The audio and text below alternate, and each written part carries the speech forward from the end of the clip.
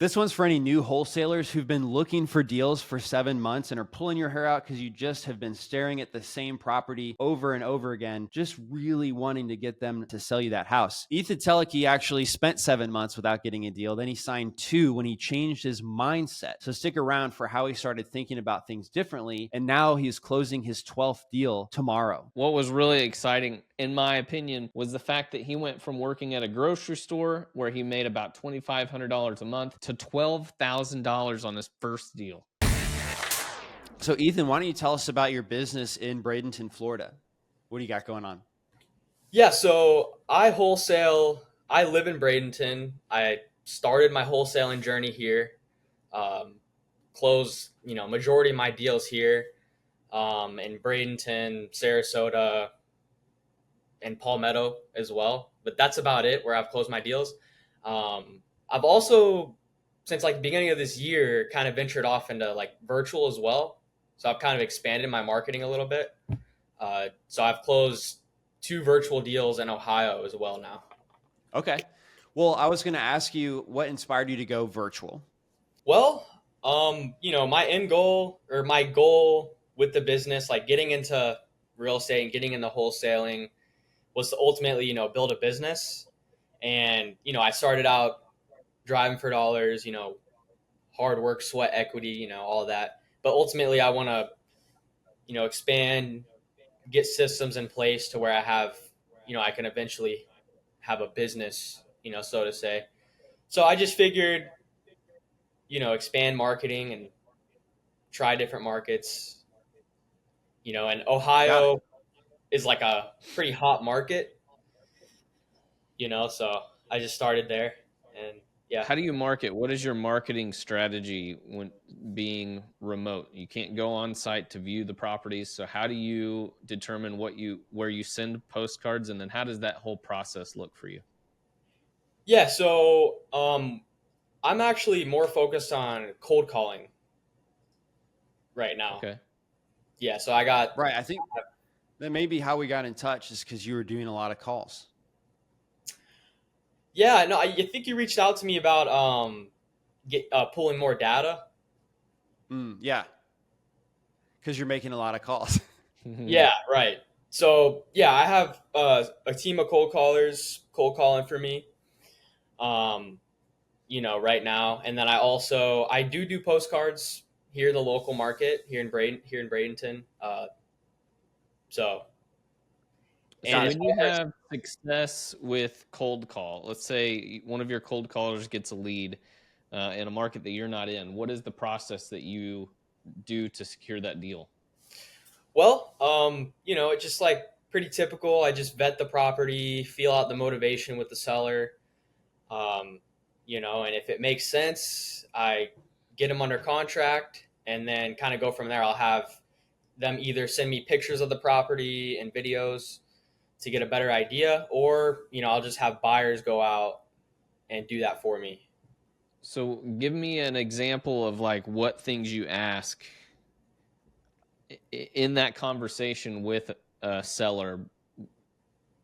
Because for me, what I see, when I experience or when I hear people do it virtually, it's always hard for me because I'm always boots on the ground. I go and physically look at the property. So people that do virtual wholesaling, it's always hard for me because I don't understand the process. So how do you get to a point where you're comfortable enough with the condition that they're telling you, you're comfortable enough with the price? How do you negotiate price? Well, it really just comes down to feeling out the motivation. Like I said, that's going to be your main factor, right? Like with any deal. Um, you know, I've noticed, especially in Ohio, you might have a lot of tire kickers, but, just feeling out the motivation and ultimately just getting pictures and seeing the property. That's going to be your biggest like negotiation factor from there. Like you can justify. How do you open the call when they answer? How do you open the conversation about selling a house? Well, typically if my cold caller gets the lead, um, I'll just approach it. I'll just say, hey, talk to a member of my team. Sounds like you're interested in selling your property. They say yes. And then just kind of go from there. I just jump in, just ask questions about the property, if they've done any repairs recently, any updates, if there's anything I need to know about the property in particular.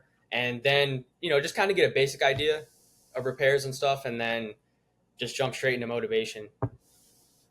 Like, why are you looking to get rid of it? And then go from there. And then obviously price. Mm-hmm. So I know you're pulling a lot of data. You're making a lot of calls. How do you narrow down who you're actually calling, or what have you tried so far? Well, mostly targeting, landlords. So absentee owner, tired landlord lists, just different stack data around that, basically. What are some niche type of things you might stack on top of like the tired landlord list? Tired landlord is really somebody who's just owned it 15 plus years. Right. So usually like absentee, I was doing high equity, but I've actually gone away from that as well, because I feel like you can still find good opportunities if it's not high equity. High equity is like 60% or more. I mean, you could definitely do a wholesale deal if they had 40% equity, for example. So yeah, for sure. So off market, of course, I only target off market. And then I usually niche it down even more than that to like just single family, multifamily as well. Mm-hmm. And then usually, if you want to get, even more, you can do, like, I'll do square footage, like under a certain amount. I don't want to be targeting mansions, right? Like, right. So that's usually, majority of the data that I pull. So. And how did you find the cold callers that are actually making calls for you? Well, I actually just reached out to a service. I was using another service. I don't know. Can I say the name or not? Yeah, whatever you feel comfortable with. Yeah. Yeah. So I was using a service called AK Callers, if you're familiar with them. I started with them, and then now I'm using a service called Quality Cold Callers, which the experience has been way better. And they're doing a good job for us. Did you go through any type of vetting process, or can you describe how you picked the latest one, for example? Yeah, so the latest one, I will admit I am working with a one-on-one mentor or coach, and he kind of pointed me in that direction. Yep. And so I just think they're way better, just because basically what they do is they're a service that they connect you with cold callers, and they're based out of the Philippines. So they're just basically helping me find the cold callers and just help me with that whole process. It's not like the cold callers are just working for a company, right? Like, they're working for me. Yeah, exactly. It's a little bit more personal. They could do things how you want things done. Exactly. I would say, I guess, who's your coach, by the way? Garrett Long. Okay. How did you meet Garrett? It's actually a funny story. So are you familiar with Empora Title by chance? I am. Yeah. Yeah. So there was a wholesaler I was connecting with in Ohio, because I recently switched to Ohio, like beginning of February. So it's only been 2 months. Mm-hmm. Mm-hmm. So I connected with wholesalers up there to try and make connections, and he introduced me to Empora. He's like, hey, this is the tile company we use. And I connected with Ken, one of the main guys there. And, we were just talking, and basically I was telling him like kind of the struggles I was having, and he introduced me to Garrett, and I decided that I wanted to work with Garrett to kind of help me get to the next level in my business. So cool. Well, I'm glad it was super helpful. I assume Garrett's also somebody who's doing wholesale deals, right? So he was able to kind of show you. Yeah, exactly. Yes, he's wholesaling. Nice. How did you find out about DealMachine, by the way? Well, I don't know exactly how, but just when I first started wholesaling, I just started driving for dollars, and DealMachine is the one to do that. So of course, yeah, it's how we started, and then we came out with this data about a year ago, and so you kind of found that too, right? Just being an existing customer and started using that. Yeah, being an existing customer, driving for dollars was my bread and butter up until, really like February, when I decided to kind of go to the next level, because I had closed. I have my 12th deal closing this week, tomorrow actually. Oh, Nice. congratulations, man. Thank you, I appreciate it. So, but up until February, I'd closed, I believe, 8 deals, all from driving for dollars. And the whole idea was just like building up capital. Obviously closing deals. But now that I have a little bit of capital, I was like, okay, I want to kind of deploy that and start building a business, not just running around finding properties. Like, don't get me wrong, I love driving for dollars, and I think it's great. Right. Like, Yeah. driving for dollars is great. Have you used other data sources besides DealMachine, or how did you decide to use that, or have you compared it? I've used other data sources. When it comes to actually pulling mass data, though, I've really only used you guys. Like, I've experimented with other stuff. I'm actually just genuinely curious. What about DealMachine did you like? How it was laid out more, or did you like that it came with the phone numbers more? Or what's That's the probably big the biggest reason thing. why you? Yeah. Is the free skip tracing? I mean, that's killer. So, Yeah. and I just like Well, what you cool, guys man. are doing. I like the deal Thanks. machine. I like you guys. What you guys do, and it's obviously helped me a lot in my journey. Is there any feedback for me, or any like hard to get data that you'd really like to have but haven't been able to find? Anything like that you could give me feedback on? Maybe I can help.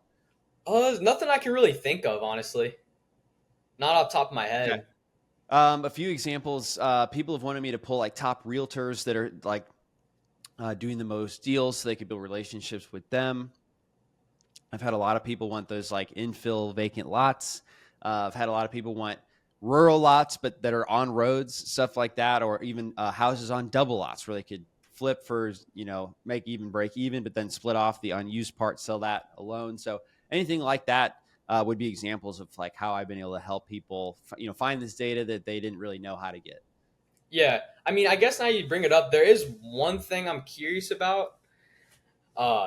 It's just something I don't understand. Like, so when I'm exporting data, for my cold callers, something that they mentioned is like, I guess the names of like homeowners and stuff. Okay. Like some of the data doesn't have the homeowners' names. Like, I don't know, am I messing up pulling the data? Oh, no. So let's take a look here. Basically, whenever you pull the data out of DealMachine, you have the choice to pull the homeowners. There might be more than one owner, by the way.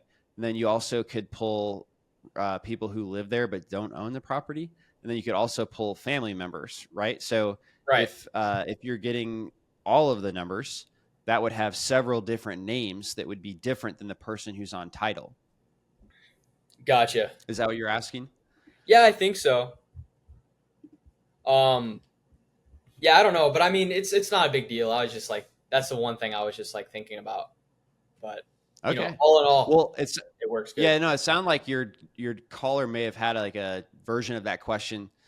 Just ask them exactly what they were meaning, and then I could help clarify whatever it is that they're seeing. Okay. We got off the call if you want to. All right. Yeah. Cool. So let me show you this just in case you hadn't seen that. All right. So this one is an example where it's owned by William and Tracy. So they live at the property as well as own it. And so if you were to export this, William would have 3 numbers. And then the other owner, Tracy, would also have 2 numbers, right? So a lot of these places, they'll charge you, 5 cents to go get one house skip trace, and they'll give you a quota of 3 numbers. And that's bad, but DealMachine has no such quota. We give you everything, and it would include 5 numbers in this case because there's 2 owners, and one has 3 numbers, one has 2 numbers. Let's go look at another example. I'll just go down the list here. All right. So here's another one. Vasal and Tikida has 1 number, and then Valsa has 2 numbers. I'm looking for a property that might be, let's see. Oh yeah. So here's Stacy. And then this lady, Stacy, maybe changed her name back from, getting a divorce or whatever. So she has 1 number. She's likely the owner. And then there's this guy named John, who's also the owner. but he's not on title, right? So he must be like Yeah. married to Stacy, potentially.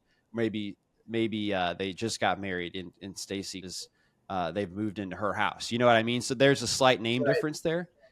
But yeah, so you could see though on her, it's not just like a random set of phone numbers, but this is like a whole file on Stacy where we could actually see, oh yeah, she's 39 years old. She's lived there for 1 year. This is her mailing address. That's why even though she has a different last name than what's on title, we know it's her, right? Because we have the consumer info to know where she lives. And so that's how we've kind of made the match. And so there's John down here as a related contact. So let me know if that answers your question, or if not, I'd love to know so I can help clarify. So appreciate you guys. You're using a lot, and I'm super happy to see you successful on your 12th deal today. Anything you're looking forward to this year? Well, the biggest thing I'm looking forward to this year, is just closing more deals and just scaling. So this would be my 5th deal this year. So I'm like averaging 1 deal a month, which is great. I'm super grateful for that. But it's always, obviously you always want to be doing more, so it's just like, Right. I think I've heard you say a few times, sorry, I didn't mean to cut you out. I've heard you say a few times, you're like, oh, I want to build a business. So you don't have to be the one like doing all the stuff, but bringing in more people to help out as you earn more revenue.